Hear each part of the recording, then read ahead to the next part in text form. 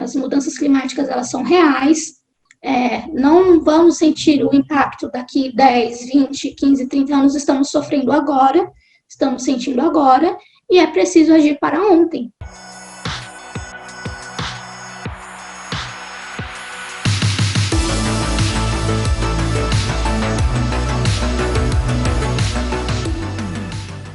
Olá, pessoal, tudo bem? Boa tarde, bom dia, boa noite. Vamos começar mais uma conversa no nosso canal Jornada nas Ciências, com a nossa convidada de hoje, que é a Luísa Amâncio, certo? Então, boa tarde, Luísa, boa tarde, Senise. Boa tarde a todos, boa tarde, Rodolfo, boa tarde, Senise, prazer estar aqui com vocês. Prazer é nosso, Luísa. Boa tarde. Muito obrigado por ter aceito o nosso convite, né? E, Luísa, então a gente gostaria de pedir que você falasse um pouco sobre você, sobre a sua pesquisa. Fale da sua trajetória. Não, primeiro sobre a trajetória, tá? Bem, boa tarde, bom dia, boa madrugada para todos que depois vão assistir esse vídeo. Eu sou a Luísa, eu sou aqui da Baixada Santista, eu fico entre Santos e Bertioga, né? Esse é o eixo comum da minha vida, na linha 930, meu ônibus favorito. Eu tenho 24 anos e eu sou estudante atualmente do Programa de Pós-Graduação Interdisciplinar em Ciência e Tecnologia do Mar, é um nome bem grande, então para os íntimos vamos falar só o PPG ICTMAR. Eu entrei no PPG em 2019 e atualmente eu desenvolvo a minha pesquisa na área de absorção. Da minha trajetória estudantil, eu era aluna de escola pública e consegui uma bolsa para uma escola particular de uma das cidades aqui da Baixada Santista.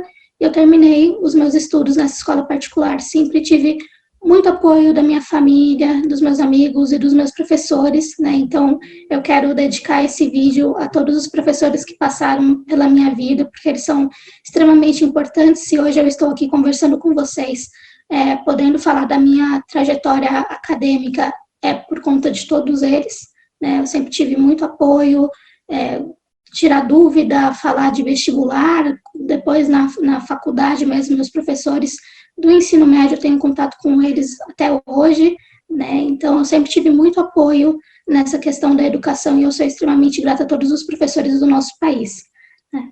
Então eu terminei o meu ensino nessa escola particular e eu queria fazer primeiramente engenharia química.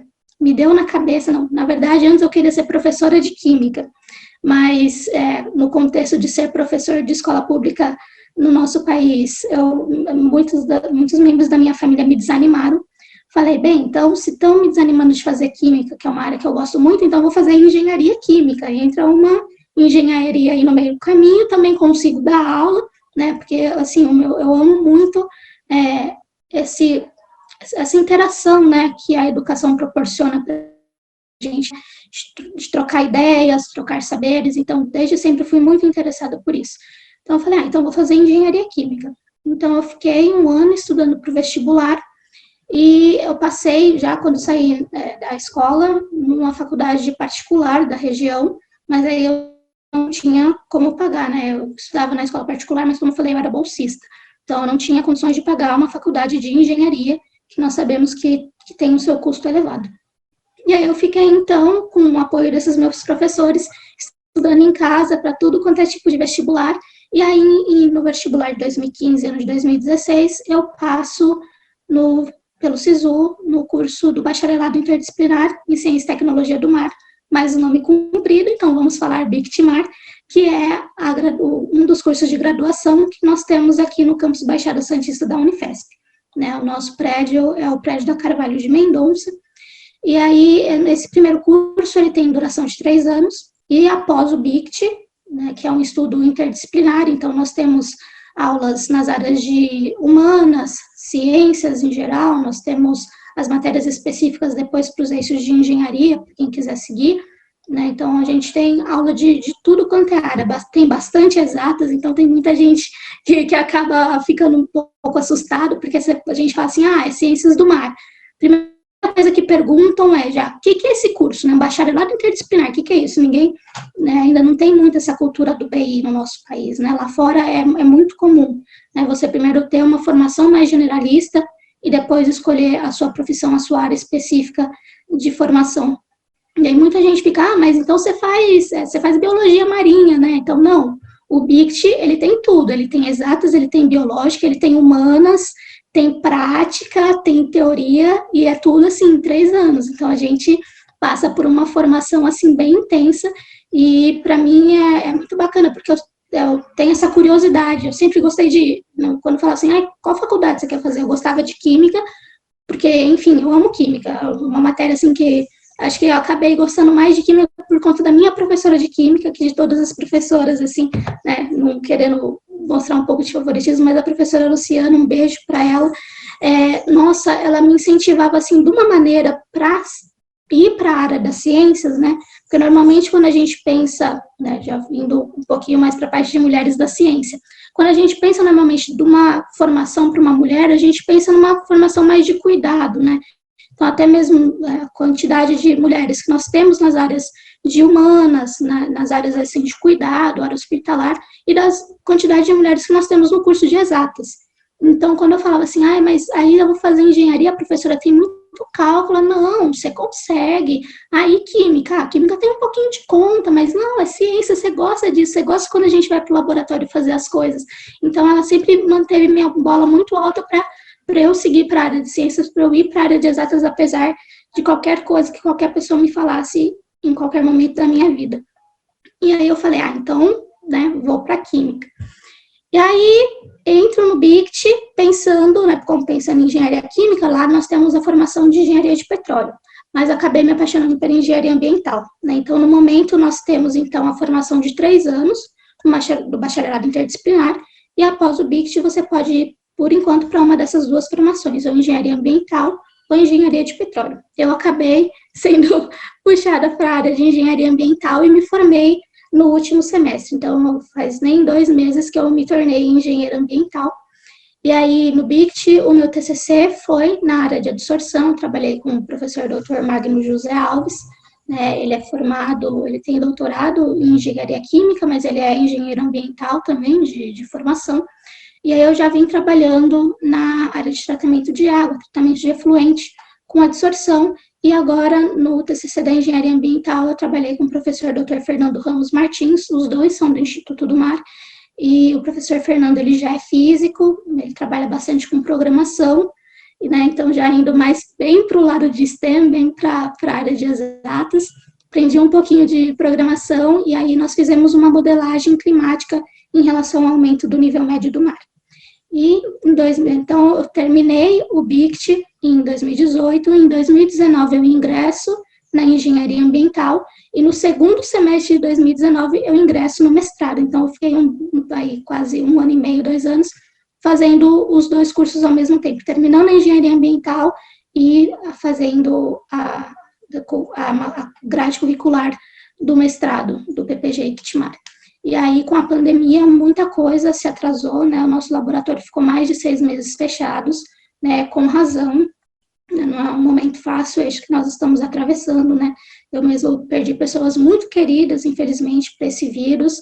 Então, para mim, falar de vacinação, falar de uso de máscara, distanciamento social, não é brincadeira, não é pauta política, é necessidade, né? Nós estamos falando de vidas, já perdemos mais de 600 mil vidas no nosso país, inclusive pessoas muito queridas minhas, pessoas queridas de muitas pessoas, de muitos habitantes do nosso país. Então, ficamos com o laboratório fechado esse tempo, tivemos que mudar bastante coisas, né? A primeira ideia é que eu fosse trabalhar com membranas, mais uma vez orientada pelo professor Dr. Magno, mas aí eu retorno para o meu TCC do BICT, estou trabalhando novamente com adsorção. Acho que minha trajetória, né, não sei se eu dei muitas voltas, mas é isso. E outro ponto que eu posso ressaltar disso é das minhas atividades extra-classe. Como eu falei, eu gosto muito dessa interação, né, da comunicação, divulgação científica. Então, desde o primeiro ano, dentro do bacharelado, eu participava das feiras de ciência, eu comecei a dar monitoria, eu estou no mestrado, mas eu ainda sou monitora da matéria de tecnologia química, que é da professora doutora Tatiana Martelli Mazo, né, ela que é a coordenadora dessa UC.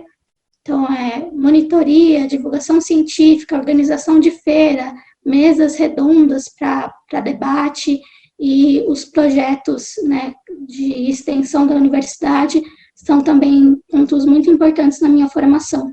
Em 2018, quando eu estava para sair do BICT, eu fui dar aula de Química, né, a matéria que eu gosto tanto, e Literatura, no Cursinho Popular Cardume, que é um dos grandes projetos de extensão que a gente tem aqui no Instituto do Mar. Nós selecionamos cerca de 200 alunos todos os anos, e aí são pessoas egressas do ensino médio público, né, de qualquer cidade aqui da região metropolitana da Baixada Santista, né, e aí podem ser pessoas que estão no último ano do ensino médio, e até pessoas que já saíram há muito tempo da escola, e aí nós trazemos essas pessoas de volta, né, para os estudos, e fazemos essa formação de um ano, preparando eles para os principais vestibulares do nosso país. Então, Unicamp, USP, né, no caso o da FUVEST, né, o da Unesp, o Enem, né, que é o nosso exame nacional. Então, nós preparamos por um ano esses 200 alunos selecionados para fazer os vestibulares e entrarem no ensino superior. E em 2018, vem o Maré de Ciências, que a gente vai falar daqui a pouquinho, mas aí em 2019, no ano seguinte, quando eu termino a minha atuação presencial no Cardume, porque eu ainda fico dando uns pitaquinhos aqui e ali, eu entro para o Maré de Ciência, e aí então já vai fazer 3 anos que eu estou nesse segundo projeto de extensão, e 4 anos que eu fico dando os meus pitaquinhos no Cardume. Então, a minha formação é muito disso, de querer aprender muito, que eu gosto muito de aprender, e transmitir o que eu aprendi, e trocar ideia com outras pessoas, sempre absorvendo o máximo possível. Luísa, muito, muito legal. Acho que você, digamos assim, você deu seu currículo completo aí, com muitas experiências interessantes. E legal que desculpa te cortar, a Luísa é um exemplo da pessoa que entra na vida acadêmica mesmo, assim, né? De cabeça e com tudo, né? É super legal. Se tivesse uma cama dentro do prédio da Unifesp, eu já provavelmente dormiria lá, e seria realmente 24 horas por dia. Sim, você entrou de corpo e alma, né?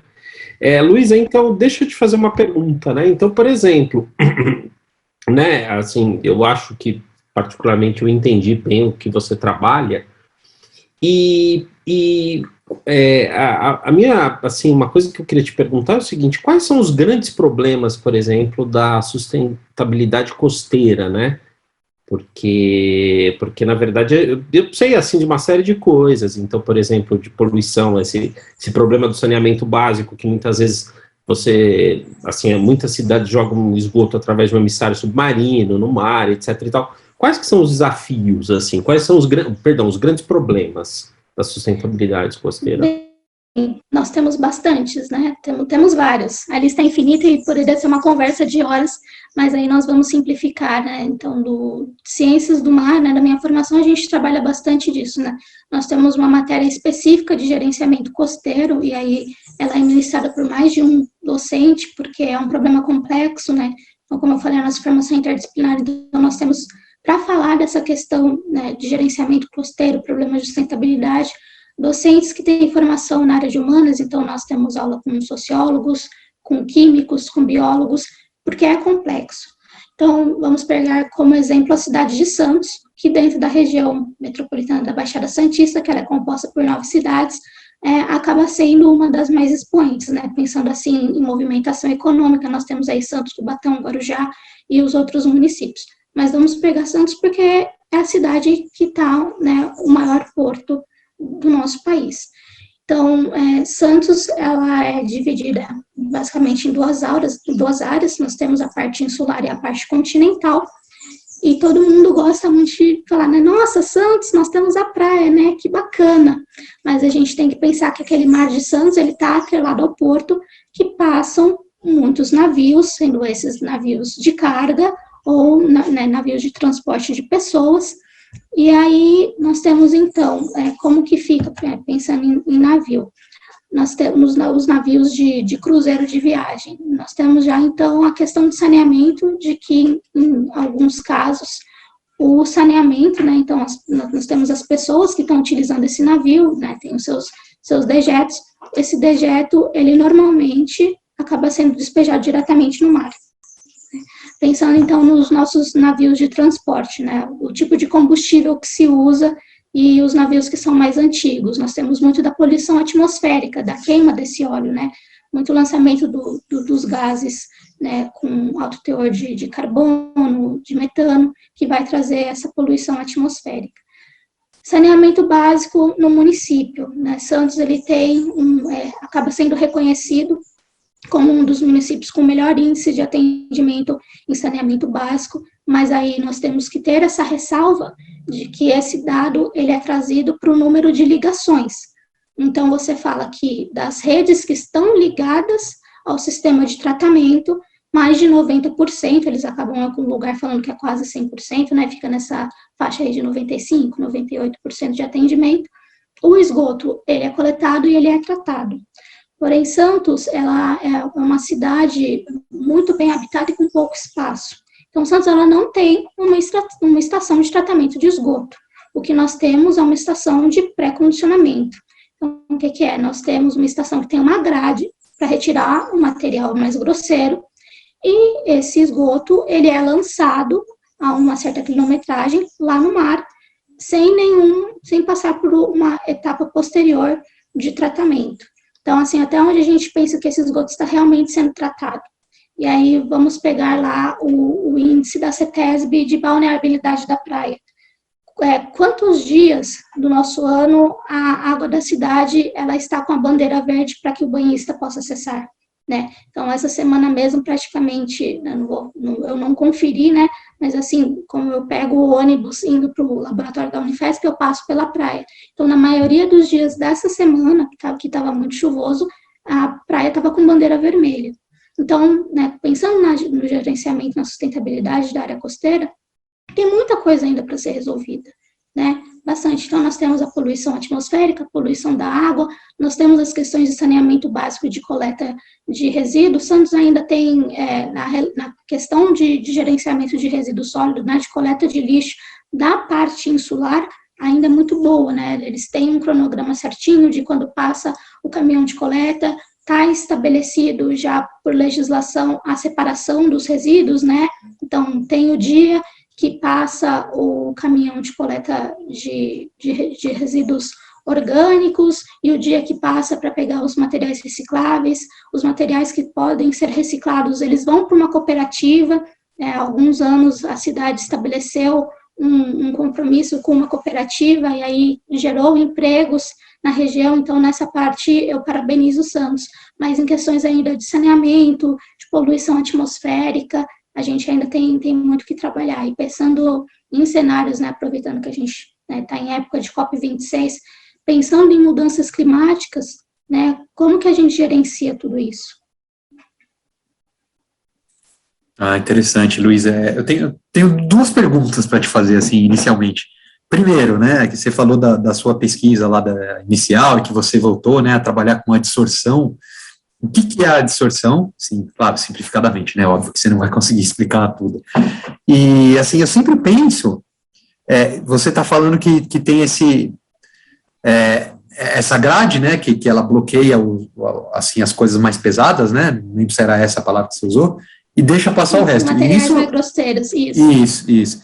E isso, sei lá, desde quando e até quando vai ser assim, né? Então, assim, o que me leva a pensar, já chegou num gargalo, tem um ponto de não retorno, já estragou mesmo, e não tem jeito, não tem como consertar, arrumar, e já era, né? Assim, será que já chegou esse ponto, vai chegar?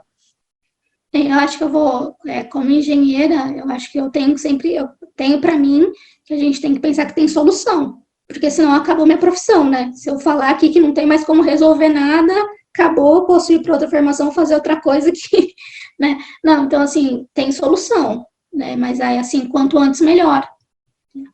Eu não vou também conseguir te precisar há quantos anos O sistema de saneamento básico de Santos se dá por emissário, mas é há muito, muito tempo, né? Assim, com certeza, antes de 1920, antes de 1900, né? Santos ela tem um sistema de canais que foi desenhado pelo arquiteto Saturno de Brito, né? Que é um sistema muito bom, mas que não era previsto para o que Santos virou, né? Santos é uma cidade ela é densamente habitada, densamente populada, tem muito prédio, né? E aí, como que a gente, então, numa cidade pequena, como que nós vamos otimizar, a palavra certa, né, é otimizar o sistema, né, de saneamento da cidade, porque realmente não tem espaço para instalar uma estação de tratamento de esgoto, uma ET, da maneira que nós estamos acostumados, né, com gradeamento, caixa de areia, porque você precisa de um terreno, você precisa de um espaço maior.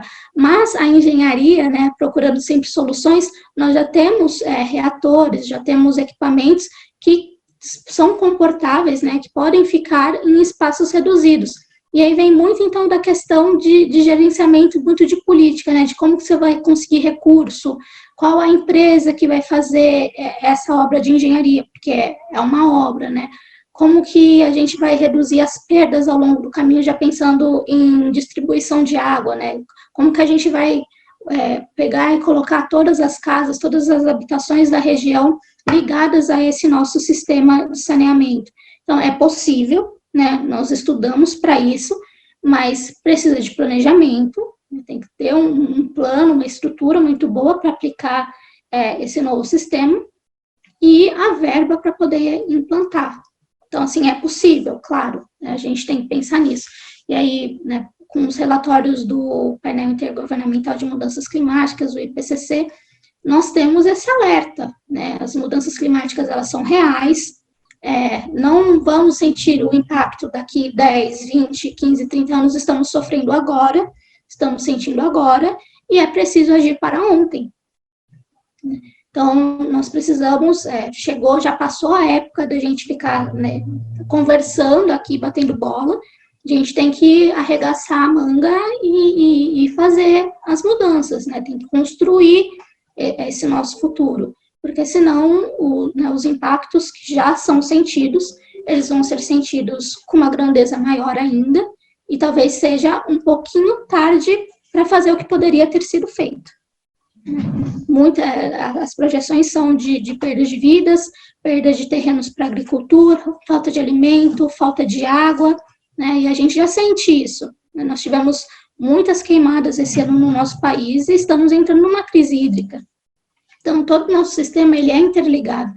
Nós precisamos cuidar das florestas, nós precisamos preservar os rios, nós precisamos pensar o gerenciamento e a distribuição da nossa cidade para que ela seja mais sustentável e precisamos zerar as nossas emissões de carbono para frear as mudanças climáticas, porque tudo isso que a gente está sentindo, a tendência é piorar.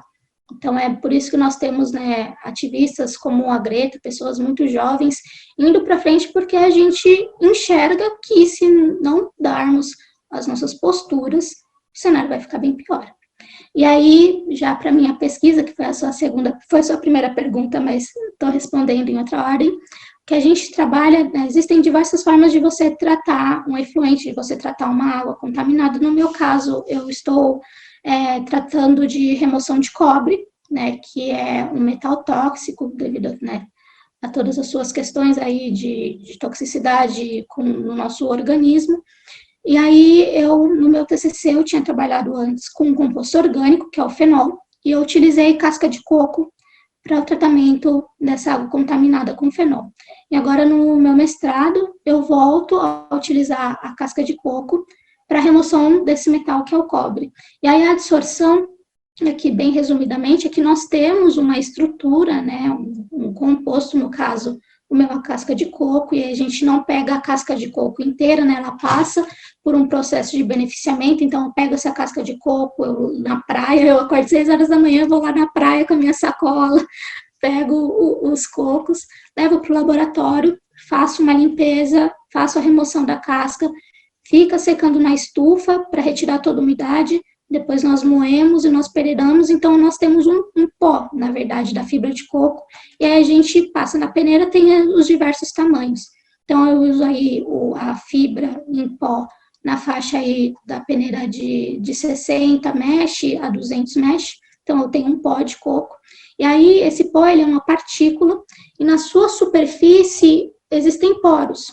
E aí, esses, dependendo da afinidade, né, tem toda uma questão de pode utilizar um material adsorvente e ele não tem nenhuma afinidade com o material, então a eficiência de remoção vai ser muito baixa. Né? No caso, eu estou estudando aqui, existe uma afinidade e ela está sendo muito proveitosa, muito boa. Então, nós temos esse material poroso, e aí, havendo afinidade e diversos outros parâmetros que nós podemos alterar, como o pH, a temperatura, a quantidade de adsorvente, né, do pó, no caso do meu pó de coco, quantidade de pó de coco que eu vou usar para tratar, ou a minha quantidade de efluente, no caso, a minha água contaminada com cobre, que eu vou colocar no meu experimento. Esse meu contaminante, no caso o cobre, ele vai se ligar a esse poro, né, a esse ponto de ligação, e lá ele fica retido. Então, a adsorção é isso, eu tenho um material poroso, e aí, dependendo da afinidade ou não, esse composto ele vai se aderir à superfície. Então, esse composto ele começa a fazer parte da estrutura do material. E aí nós tivemos, assim, dentro dessa área de adsorção, 2 momentos. Tivemos também, primeiro, um momento de pesquisa com o que a gente chama dos adsorventes mais tradicionais, o carvão ativado, né, todo mundo fala, né, o filtro de casa de tratamento de água, né, é um filtro de carvão ativado, é um material adsorvente, silicagel, e aí, né, ficamos com esses materiais. E aí, em algum momento, alguém pensou, né, vindo aí da questão da sustentabilidade, gerenciamento de resíduos. Nós temos muitos resíduos agrícolas, né, a gente tem casca de arroz, casca de coco, nós temos casca de amendoim, todo esse material que sobra da agricultura, e se a gente está usando um carvão ativado aí, que é uma partícula, e se a gente pegasse esse material, secasse, peneirasse, né, fizesse separação e colocasse em contato com um material contaminado, será que teria alguma remoção? Será que serviria para essa área de tratamento? E aí foi se estudando e descobrindo que sim. Então, nós temos, né, no caso, meu orientador, ele chegou a utilizar bagaço de cana para tratamento de biodiesel, né? O biodiesel, ele tem ali um teor de água, e aí você tem que fazer o tratamento, né? Tem que fazer a retirada de impurezas desse biodiesel antes que ele seja comercializado. E aí ele utilizou o bagaço de cana-de-açúcar para fazer esse tratamento. Casca de arroz, resíduos né, muito lá na Ásia, tem muito de você pegar os resíduos agrícolas e queimar para gerar energia. E aí sobra uma cinza, e aí de pegar essa cinza de material que sobrou da agricultura para fazer tratamento de água e esgoto. Então, foi passando por isso. E aí, já tem bastante trabalho nessa área, no nosso laboratório há pouco tempo surge uma colaboração com uma professora da área de ictiologia, né, que estuda peixes, professora Gislene, em colaboração também com a professora Renata, e aí ela, estudando peixe, encontrou um estudo falando do uso da escama de peixe para adsorção, para tratamento de água e de esgoto, remoção de metal. E aí, no meu estudo também acaba entrando esse segundo material, que aí já vem como resíduo da aquicultura, né? No nosso país nós temos muitas áreas lá no norte, nordeste, no sul, né? Muita produção de peixe, e aí a gente tem esse resíduo, né? Então, muito que é produzido, né, em alimento acaba sendo focado para a indústria alimentícia. E aí tem todo esse material que é descartado que pode servir para outra indústria, né? E aí agora a gente está estudando isso, então eu vou fazer um comparativo de adsorção, por enquanto, do metal cobre, utilizando o pó da casca de coco e a escama moída. E por enquanto os resultados estão bem promissores, né? Dando um spoiler aí, devo me qualificar dentro de 2 meses, estamos com 90%, acima de 90% de remoção, né? Então, utilizando um material que vai para o lixo, né? Um material que vai para o aterro sanitário, e os aterros sanitários do nosso país, eles já estão quase atingindo a sua capacidade máxima. Então, é sempre pensar em como otimizar as coisas no nosso país, né, e como otimizar no mundo. Então, nós temos um material que, após o seu consumo, após a sua geração, não precisa ir diretamente para o lixo. Ele pode servir de insumo para outra indústria. Nossa, muito interessante, Luiz. E só para complementar uma observação, o que você falou, que eu acho muito importante, inclusive numa outra conversa no canal que a gente teve com a Marina, que ela é uma aluna aqui da Unifesp Diadema, que ela trabalha com eventos climáticos extremos, que ela também falou isso, né? Que é bom deixar claro para as pessoas, né, que nos escutam, nos veem, que essas mudanças, essas coisas que estão acontecendo com o planeta já estão acontecendo, né? Porque a gente escuta muito assim, não, vamos pensar o tratado para daqui 20 anos, para sei lá quanto tempo. E já está aí, não tem como fugir mais, né? Então é bem importante isso que você falou, porque é bom quando as pessoas escutam alguém da área falando, né? Alguém que entende do assunto. Não tem mais caminho de volta, agora só o único caminho que a gente tem é em direção à solução. Sim. Né? Não tem mais como ignorar, dar uma voltinha, tapar os olhos e seguir a vida, porque a gente já passou disso, a gente tem que ter coragem, né, para enxergar a realidade climática que nós estamos passando e agir para proteger a nossa população, cuidar da nossa economia e manter o desenvolvimento, né? É nisso que a gente tem que pensar agora. Se a gente não fizer nada, vai ser só o contrário, né? Nós vamos perder tudo que a ciência, tudo que a humanidade alcançou até aqui, né? E eu acho que as pessoas têm que se conscientizar disso para cobrar, né? Para cobrar de quem pode fazer alguma coisa que façam, né? Porque a gente não vê, também não vê como sendo um assunto nas pautas políticas, né? Nas propostas de governo, isso nunca entra, né? Ou se entra é aquele doido que só fala do verde, não sei o quê, né? Sim. As pessoas têm que ter consciência que isso é necessário. Extremos. Exatamente. Quando a gente pensa em pauta climática, acaba sendo muito extremo. Ou é o completo negacionismo, ou acaba sendo o ativismo feroz, que também não enxergo como tão errado, assim, né? Acho que vou colocar aqui o meu posicionamento pessoal, de que realmente, assim, quem enxerga o que está acontecendo e sabe que está por vir, né? A ciência está aí há muito tempo falando disso, né? Nós temos relatórios e relatórios, uma porrada de estudos falando do que vai, não o que vai acontecer, o que já está acontecendo, o que será intensificado, e ainda, pensando nos nossos governantes, ainda há muito descrédito, né? Mas você não fez isso aqui, né, para a nossa cidade, o que vai acontecer aqui? Como que isso vai me afetar? Como que eu vou pegar esse teu estudo e levar para a Câmara de Vereadores para que seja aprovada uma lei, para que venha verba e nós possamos agir em prol disso? Então, foi muito pensando nisso que eu acabei fazendo meu TCC, né? Então, agora, saindo um pouco da distorção e voltando para mudanças climáticas. Eu moro numa região costeira, minha vida, né? Eu tenho 24 anos, são 24 anos com o pé na praia, por mais que eu não vá muito, quem mora na praia vai poucas vezes à praia, né? Mas, assim, eu moro numa região costeira, né? Ponto. E, pensando em mudanças climáticas, uma das coisas que nós, cientistas, estudantes que moramos nessa região, é pensar no aumento do nível médio do mar, né? Tem um caso muito clássico, que depois vocês podem pesquisar, né?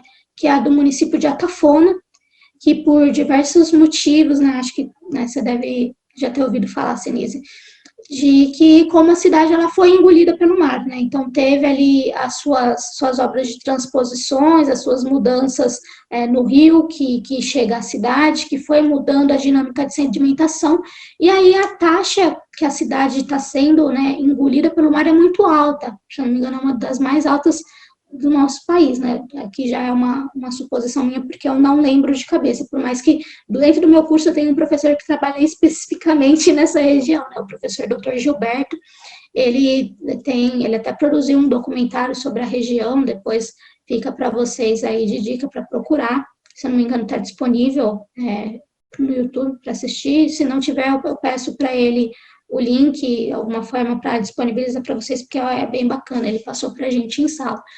Então, assim, todo o nosso país, em algum momento, sem uma ação concreta em relação às mudanças climáticas, pode virar uma Atafona, mais ou menos, né? O que a gente fala pensando no cenário de mudanças climáticas é de que todo mundo vai ser afetado. Alguns lugares mais afetados, outros menos, alguns de uma forma, alguns de outra. Então, em algumas cidades costeiras, a gente vai ter o aumento do nível médio do mar. Numa região mais ao interior, você pode ter mais seca ou mais chuva, né, numa região que é mais ao norte, uma região mais polar, nós vamos, com o aumento da temperatura, nós vamos perder essa camada de gelo, né? Então, é de fazer essa avaliação, né, quando a gente pensa, então, agora em políticas públicas, vocês têm um panorama muito generalista, você está falando que vai chover, que vai ter seca, que vai aumentar o mar, que não vai aumentar o mar, e aí como que eu vou chegar para os meus vereadores, para quem realmente toma as decisões de gerenciamento dentro da cidade, né, que é essa unidade territorial pequenininha aqui, e fala o que a gente tem que fazer. E aí foi pensando numa cidade costeira, né, que a gente tem a questão do mar, então, pensar o aumento do nível médio do mar para uma unidade territorial. Santos, ela já tem um estudo bem conduzido, né, na sua região, já tem até as previsões para 2020, 2030, 2050, né, teve o projeto Metrópole, e aí um aluno de doutorado, ele fez essa avaliação toda para o município de Santos, eu pensei, a universidade é em Santos, mas aí Santos já tem esse estudo, então deixa eu olhar para uma outra cidade da Baixada Santista que poderia se favorecer desse estudo, e aí foi, no caso, que eu escolhi Bertioga. E aí, aquele problema que a gente tem de ciência de falta de dados, né? Então, pensando em avaliação assim de nível do mar, que a gente usa muito marégrafo, ou depende de dados de satélite, o marégrafo mais próximo, um dos mais próximos que a gente tinha para Bertioga era o de Cananéia, e também tinha a oportunidade de utilizar dados de satélite, mas aí nós não tínhamos eu não tinha expertise, né, porque foi minha primeira vez trabalhando nessa área de mudanças climáticas de programação, também não tinha, os dados para fazer uma projeção. E aí o que eu fiz, então, foi avaliar a série histórica de 2010, que era onde eu tinha dados disponíveis, para 2050, para ver se estava batendo com um cenário previsto a nível global. E aí o que a gente percebeu foi que sim, o aumento do nível do mar observado de 1950 a 2010, a cenário global, né, que saiu no relatório de 2014 do IPCC, né, que o IPCC até foi corrigida esses dias por um dos meus co-orientadores, o professor Dr. Rodrigo, que ele é do INPE, de que o IPCC, ele não faz pesquisa, né, o IPCC é um conjunto de cientistas que faz essa enorme revisão bibliográfica e faz o relatório, né. Então, no relatório, que é essa grande revisão bibliográfica de 2014, nós temos lá colocado o aumento do nível médio do mar, né, desse período, e aí bateu. Então, se a gente pensa que a avaliação antiga, né, as projeções antigas, elas são válidas de nível global, são válidas a nível local, nós poderíamos assumir, né, aí a gente precisa, então, fazer um grupo de estudo para verificar, para ter certeza de que as projeções de aumento do nível médio do mar daqui para 2050 também são válidas. Né? E aí é muito bacana, né, fazendo o meu TCC, que eu fui surpreendida de que eu apresentei o meu TCC, se eu não me engano, aí em meados de julho, agosto, e em junho o Estado de São Paulo lançou o programa Municípios Paulistas Resilientes. E aí todas as cidades da região metropolitana da Baixada Santista foram convidadas a fazer o seu plano de mudanças climáticas, o seu plano de adaptação. Então, é a partir daí que a gente começa uma movimentação de ação em torno dessa temática, né? Então, até o momento, nós não tínhamos muita coisa, não tínhamos muitos estudos, essa questão do negacionismo, e aí, dentro dessa pauta de década do oceano, que começou agora em 2021, né, de necessidade de agir em torno das mudanças climáticas, o Estado, né, então, aí vem, né, uma força intercessora, né, vem o Estado com essa proposta, fazendo com que os municípios elaborem estudos e verifiquem, né, como que cada cidade pode se adaptar para o que vem aí das mudanças climáticas.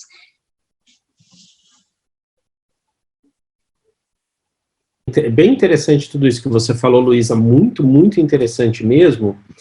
E essa questão das mudanças climáticas, ela é eminente, né? Eu li um artigo, se não me falha a memória, em 2019, que até levei para alguns colegas da Unifesp que trabalham da área de ciências ambientais para perguntar, né, que nesse artigo falava disso, que 2020 seria o ponto de não retorno.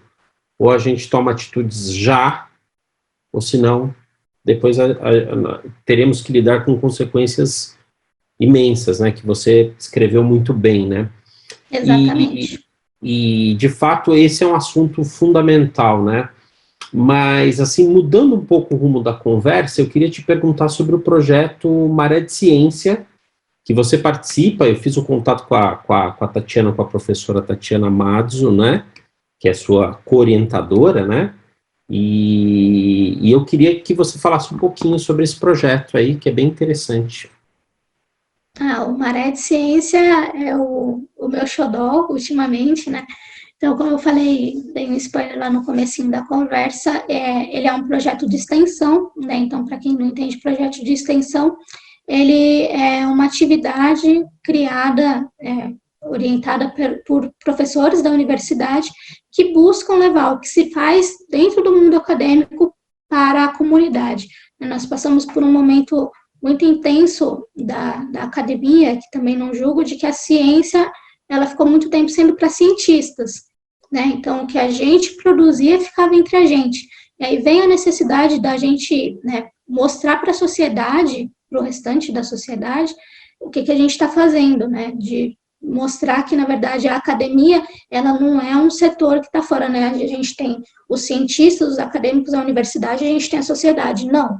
A academia, a universidade, ela faz parte da sociedade, e aí vem essa, né, essa precisão da gente criar essa ponte e começar a falar, no caso de universidade pública, que vem, né, do dinheiro, vem do imposto do que a gente compra no supermercado, né, assim, a gente está dando conta do que o teu dinheiro está fazendo, com o dinheiro que o governo está mandando aqui para a universidade, a gente descobriu que a pele do peixe serve para tratar queimadura, né? Tem uma série médica que chama Grey's Anatomy, que ela acabou dando essa visibilidade para um estudo que foi realizado aqui no país, né? Nós tínhamos os pacientes com queimaduras graves e aí, se aplicando a pele do peixe sobre a queimadura, houve a recuperação, e aí apareceu na série, né? Então, aí já vem essa questão aí da divulgação científica. Então, a gente descobriu que a pele do peixe serve para queimadura. A Luísa descobriu, né, outras pessoas descobriram antes, né, mas a Luísa agora está estudando utilizar a casca do coco que é jogada no lixo para descontaminar a água de metal. Tem alguém que está vendo se o gado que você leva para a tua casa, ele realmente é próprio para consumo. Então, vem essa necessidade de comunicar o que está se produzindo dentro da academia. E aí, o Maré de Ciência vem para trabalhar bastante do letramento científico, né, da gente ensinar as bases da ciência e como a ciência faz parte do nosso dia a dia, né? A ciência não é uma coisa que está lá fora, né? Então, promover já dentro do cenário escolar, já a nível de ensino fundamental, ensino básico, a promoção da ciência, né? E como nosso curso é do Instituto do Mar, a gente acaba focando muito na questão de cultura oceânica, né, que agora com o início da década do oceano, que vem de 2021 a 2030, de levar, então, de falar da importância do oceano para as nossas vidas e também, né, os dois caminhos, né, da importância do oceano para a nossa vida, o impacto das nossas ações sobre o oceano. É uma via dupla, né, a década do oceano vem para abrir os nossos olhos em relação a isso. Então, por exemplo, né, se a gente está aqui muito nervoso, estou falando muito rápido, vamos fazer uma paradinha aqui, nós três, vamos respirar fundo 2 vezes? Vamos lá, mais uma vez. Então, nessas nossas 2 respirações, uma veio do oceano. Né? A gente fala que a Amazônia é pulmão do mundo, mas o oceano também é.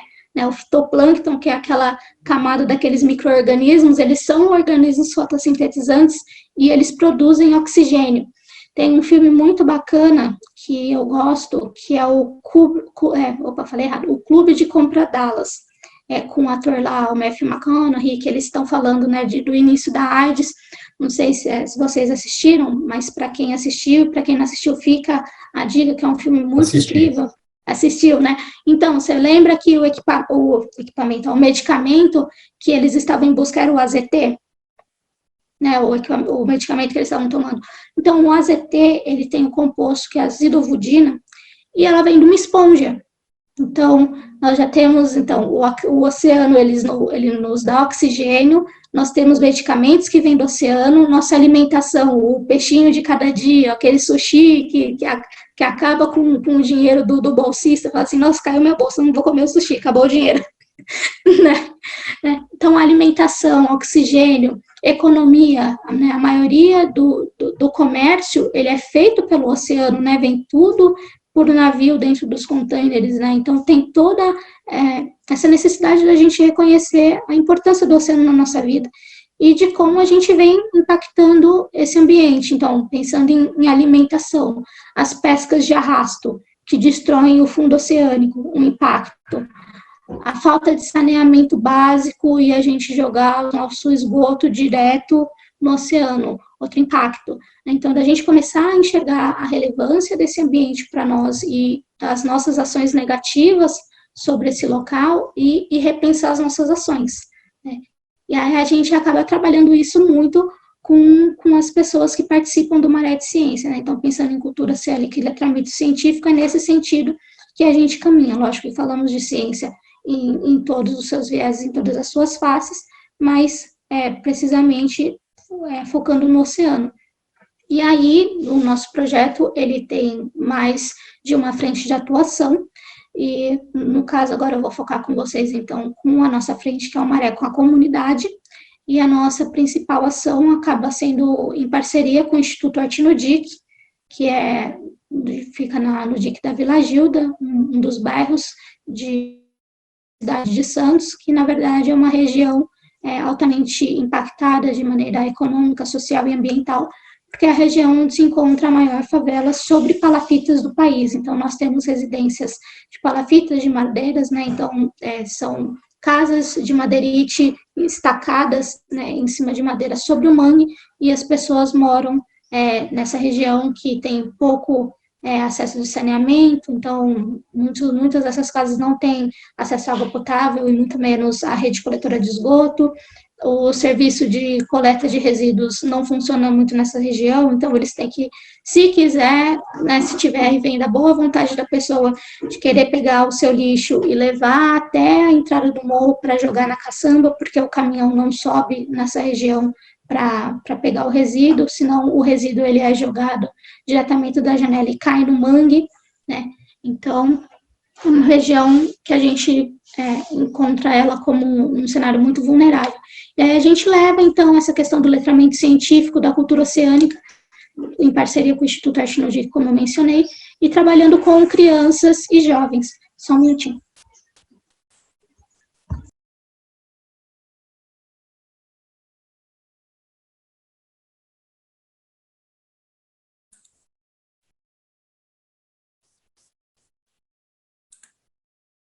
Esperemos.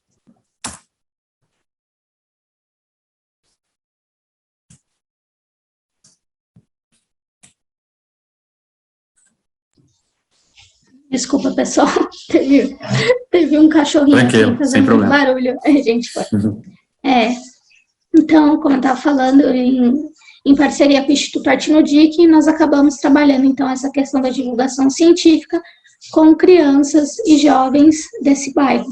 Né? Então, elas participam das ações conosco no contraturno do período escolar, então, normalmente, elas vão para a escola na parte da manhã e na parte da tarde elas ficam conosco, aprendendo sobre ciência de forma muito lúdica, né, com muita dinâmica, e o que a gente gosta de pautar é que não é que a gente esteja impondo sobre essas crianças e jovens o conhecimento científico. Esse conhecimento ele é construído. Né? Então, nós escolhemos um assunto. Qual o assunto do dia? O lixo. Então, o que é o lixo para você? Como que você enxerga o lixo dentro da sua casa, no seu bairro? Você acha que a forma que o lixo está sendo tratado, descartado, aqui dentro da sua realidade está certo? Então a gente vai mostrar para você como que o lixo está impactando. A gente está aqui, então, dentro, né, da região litorânea. Como que o lixo, então, está afetando os organismos marinhos? O que a gente pode fazer para melhorar esse cenário? E aí a gente vai trabalhando tudo isso ao longo de muitos encontros com as crianças. E aí elas têm acesso aos laboratórios da Unifesp, né? Então elas vão para conhecer os organismos marinhos, com a professora Tatiana para aprender sobre química. Eles foram para o laboratório para aprender como que é a síntese do biodiesel a partir do óleo de cozinha, como que a gente faz sabonete. Então tem a parte teórica, mas também tem a parte de mão na massa. E aí eles vão pegando gosto sobre isso, eles vão conversando com seus pais sobre os que eles estão aprendendo. Então, muito do lixo que antes era descartado de forma discriminada dentro de casa passou a ter separação. Então, as crianças chegam em casa, e a mãe pega o que sobrou do almoço e joga com a garrafinha do detergente. Não, mãe, não pode. O resto da comida vai nesse saquinho, e esse daqui a gente deixa separado, porque depois dá para levar para reciclar. E aí começa a ter essa transformação dentro de casa, que vai passando para o bairro, e também de que eles começam a se tornar porta-vozes dessas mudanças. Então, essas crianças, elas começam a participar de feiras científicas, quando tem eventos da cidade, elas vão para transmitir os seus conhecimentos. Então, não é uma coisa que fica com elas, é algo que a gente está divulgando cada vez mais. Agora, durante a pandemia, né, nós temos as páginas do Maré de Ciência, que acaba sendo coordenada por nós, mas agora as nossas crianças estão com a sua própria rede social, que é do Maré para o Mundo, em que eles vão produzir o conteúdo para divulgar. Então, quem quiser lá depois procurar e dar uma seguida, que eles estão fazendo coisas muito bacanas. Então, eles estão pegando seus celulares, gravando o vídeo das ações que eles promovem e vão começar a publicar. Então, o Maré de Ciência, ele vem para transformar a realidade, né? E não a partir da visão da ciência, da imposição. A gente vai construindo aos pouquinhos, com o nosso grupo focal, o que a gente acredita que seja melhor para o nosso planeta, melhor para a nossa população, e transformando essas crianças e jovens em cidadãos ativos. Nossa, muito legal, Luísa. Parabéns pelo projeto, nossa, sensacional, muito importante. Luísa, eu tenho mais 4 perguntas aqui anotadas, mas a gente está chegando, tenho tempo, então então assim, meio para a gente já encaminhar para a nossa finalização, queria te perguntar com relação às tuas perspectivas futuras na tua carreira, o que você pretende fazer, o que vocês conseguem, pretende continuar pesquisando na mesma área, com as mesmas coisas, né, o que você deseja para a tua vida acadêmica, né? E também queria que você falasse um pouco também sobre o prêmio recente que você ganhou. Muito legal. Então, se você pudesse explicar para a gente o que foi, e desde já te dando os parabéns pelo prêmio. Então, vou começar pelo prêmio, agradeço já pelas congratulações. Então, na última quinta-feira, dia 28, eu estive em São Paulo para receber um troféu do Prêmio Jovem Brasileiro, na categoria de sustentabilidade e meio ambiente, por conta da minha atuação junto ao Maré de Ciência, né, e aí foi muito bacana, porque o Prêmio Jovem Brasileiro, ele é mesmo um prêmio, assim, super jovem, né, então o viés do prêmio é de que você tem muitas categorias voltadas a entretenimento, né, então você tem música, série favorita, banda favorita, o seu ator, o ator do ano, e aí são jovens que votam e elegem essas pessoas, essas figuras de entretenimento. Mas por alguns anos também o prêmio teve essa sua categoria de sustentabilidade e meio ambiente. Ele ficou por algumas sessões fora do hall de premiações, e em 2021, na década do oceano, ele retorna justamente com o tema de biodiversidade marinha e o lixo nos oceanos.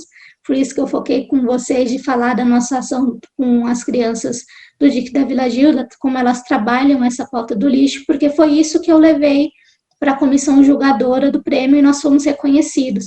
Ao contrário do que é tudo do prêmio, né, que é uma votação popular, a minha categoria, né, de sustentabilidade e meio ambiente em figura individual, ela passou por um comitê julgador com pessoas, com especialistas da área. Então, tinham membros do Instituto Oceanográfico da USP, professores da Universidade Federal da ABC e de outras universidades do nosso país.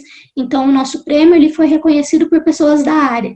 E aí, assim, a minha felicidade e a minha honra de representar o projeto, porque nós ganhamos o troféu no ano em que a categoria retorna para a premiação, que foi a edição de 20 anos do prêmio, e dentro da década do oceano, falando de como a gente aborda esse ambiente com as nossas crianças e jovens. Para mim, foi uma alegria enorme, eu fiquei muito nervosa na hora que eu subi no palco, porque realmente foi um momento muito grandioso dentro da minha trajetória.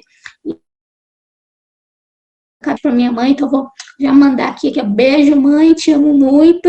Depois você vai assistir o vídeo. Um beijo, um abraço enorme para os meus professores, que eu já falei, né, no começo da importância deles dentro da minha vida, a minha família, os meus amigos. Eu sou uma pessoa que eu digo, tenho minha fé e sou muito abençoada das pessoas que eu tenho na minha vida, que sempre me inspiram e sempre me apoiam. Né? E aí o prêmio foi sobre isso, né, da nossa atuação no Maré de Ciência, dentro da divulgação científica e na promoção da sustentabilidade com quem é o futuro do nosso país, né? A gente sempre fala que as crianças e os jovens são o futuro do país, então a gente tem essa oportunidade de trabalhar as questões de sustentabilidade com eles. E o que eu espero para o futuro, eu pretendo continuar, né, nessa questão de divulgação científica.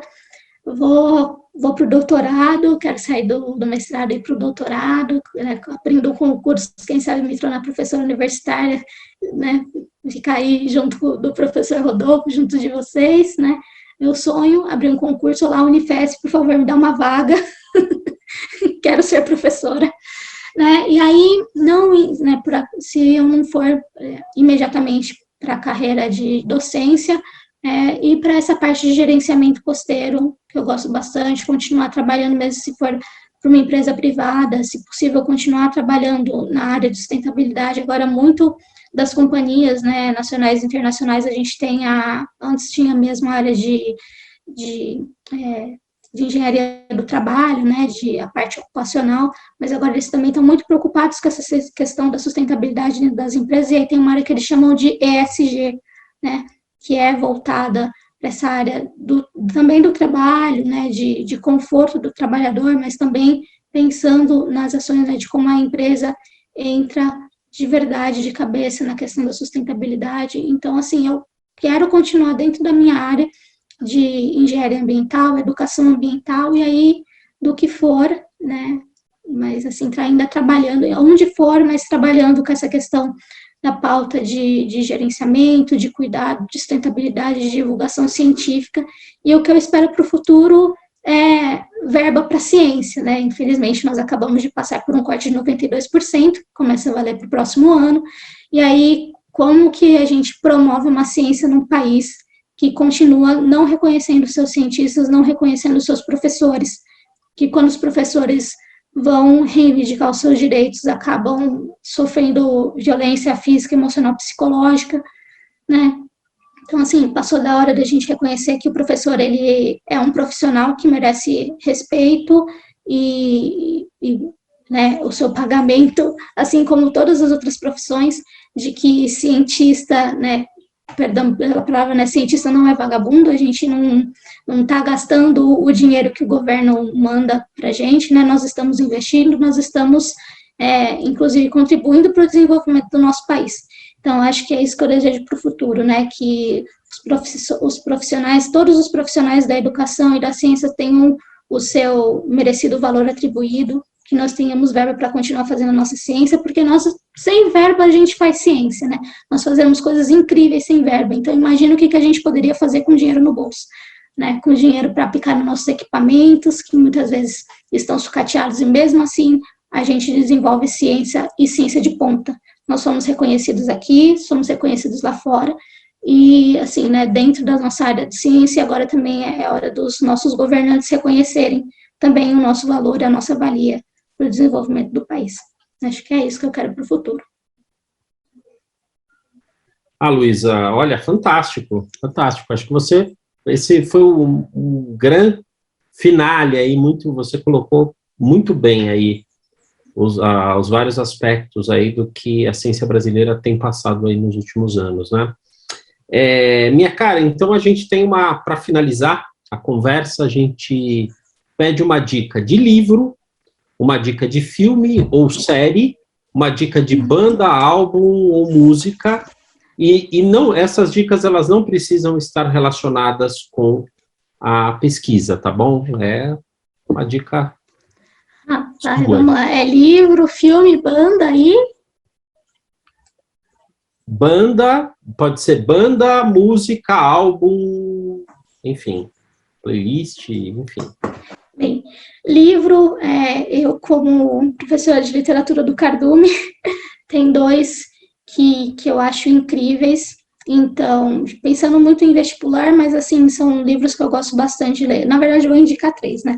O meu livro, assim, favorito foi um dos primeiros livros que eu ganhei já na infância, que é O Pequeno Príncipe, né? Eu acho que é meio batido, acho que quase todo mundo conhece Primeiro Príncipe, O Pequeno Príncipe. É uma obra bem gostosinha de se ler, né? Os textos são curtinhos, tem as aquarelas, então é bem didático. É aquele livrinho assim, eu quero ler, mas eu quero ficar tranquilinho. E aí, Pequeno Príncipe.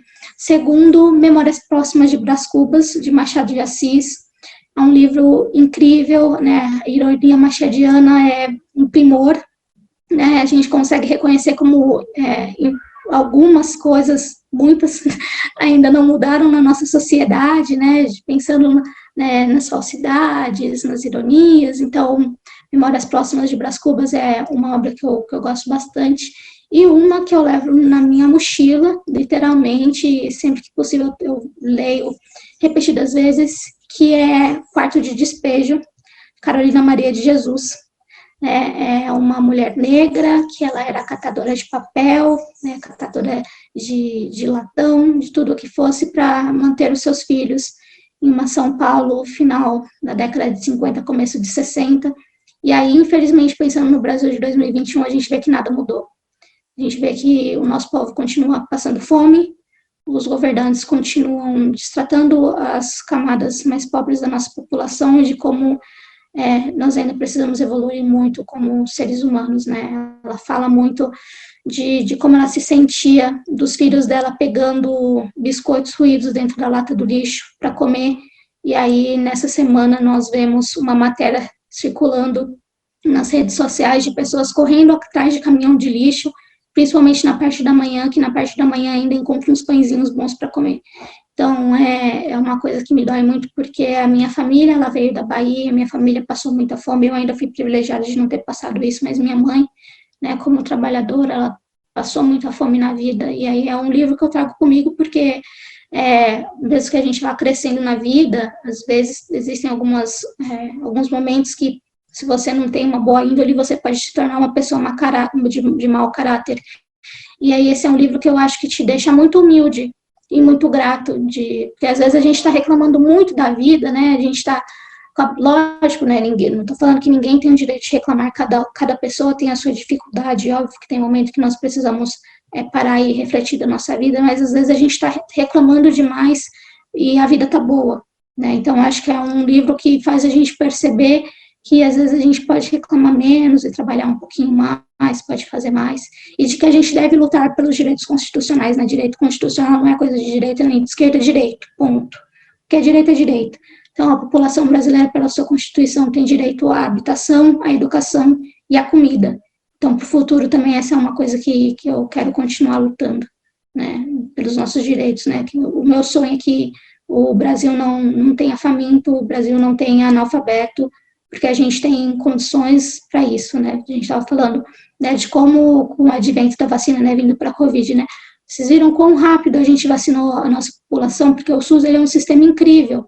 Então, a gente tem a estrutura para fazer o nosso país ser o país do tamanho que ele é, né? É um país de dimensão continental e essa sua dimensão ela pode ser aplicada para alimentação, para sustentabilidade, para habitação, para tudo, né? E a gente tem esse potencial, mas tem alguns empecilhos aí no meio do caminho que a gente tem que derrubar e a gente deve derrubar. Então, de livros são esses três, melhor, né? Já estou me estendendo já, daqui a pouco vai estourar o tempo. Memórias Póstumas de Brás Cubas, Quarto de Despejo e Pequeno Príncipe. Filme, eu já deixei um, acho que é bacana esse, então vou deixar o Clube de Compras Dallas. Série, agora sim, sem muita A primeira série que eu assisti inteira foi House, né? Que a primeira série que eu realmente parei na frente do meu computador e assisti de cabo a rabo foi House, então vou deixar House. E agora eu tô assistindo Seinfeld, que é de comédia. Né? Eu comecei essa semana, então deixo essas duas. Filme pensando nisso, assim, não precisa ser na mesma área, mas eu gosto de animação, então deixar o Wall-E, né, que fala da questão do lixo no nosso planeta, né, não adianta pegar um foguete e ir para o espaço, viver e deixar o planeta aqui cheio de lixo, né, então o Wall-E também é bom, e de banda, aí é difícil, eu escuto tanta coisa. Não, então pode ser uma banda, pode ser uma música. Algo musical. Algo musical. Gente, aí eu gosto de tanta música. Deixa eu pensar numa aqui. Rapaz, tá difícil. Sabe quando fica assim, a playlist toda girando na cabeça? Nossa. Chico Buarque. Vai. Pega um dos... eu gosto da música Construção, do Chico Buarque, uma música que, né, também aí falando aí do proletário, né, de quanto ele trabalha ainda é invisível, então, acho que música Construção, de Chico Buarque. Música Luísa, né, dá uma enaltecida no meu nome, pode ouvir Luísa. E do Vinícius, acho que é isso. Tem tantas outras, depois eu mando a playlist para vocês. Quando vocês postarem um vídeo, eu coloco todas as outras que eu queria ter falado e esqueci de falar. Quando vocês postarem um vídeo no YouTube, eu coloco de comentário. Então tá ótimo, Luísa. Nossa, fantástico. Olha, adorei a conversa com você. Eu acho que foi uma das que eu mais gostei, de fato. Obrigada. Tá, muito obrigado. Acho que você tocou em pontos assim muito sensíveis. É uma temática extremamente atual, uma temática crista da onda e fundamental para a sobrevivência da humanidade, do nosso futuro e da nossa sobrevivência. Sim. Então, eu gostaria de agradecer, né, a sua presença, gostaria de perguntar se o professor Senise tem alguma coisa para dizer. Eu queria agradecer a Luísa. Nossa, Luísa, foi um grande prazer conversar com você. Muito legal a conversa, concordo com o Rodolfo, uma das que eu mais gostei também.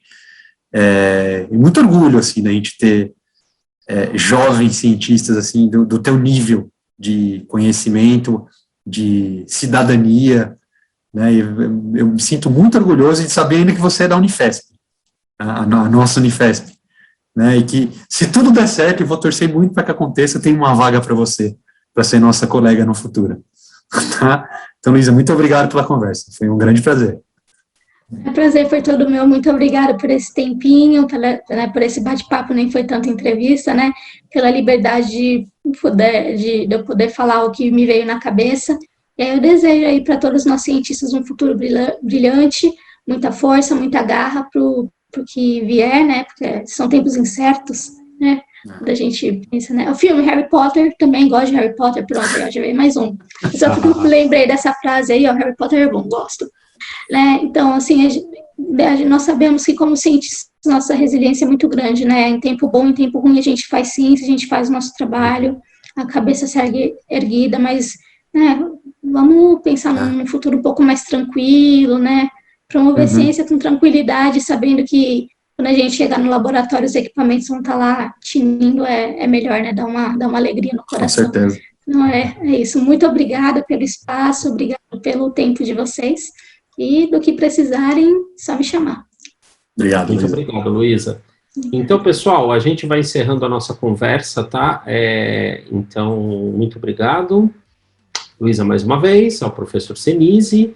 E nos sigam, nos curtam, nos compartilhem esse vídeo, né? Nos sigam nas redes sociais e venham conosco nessa jornada. Tchau, tchau. Tchau.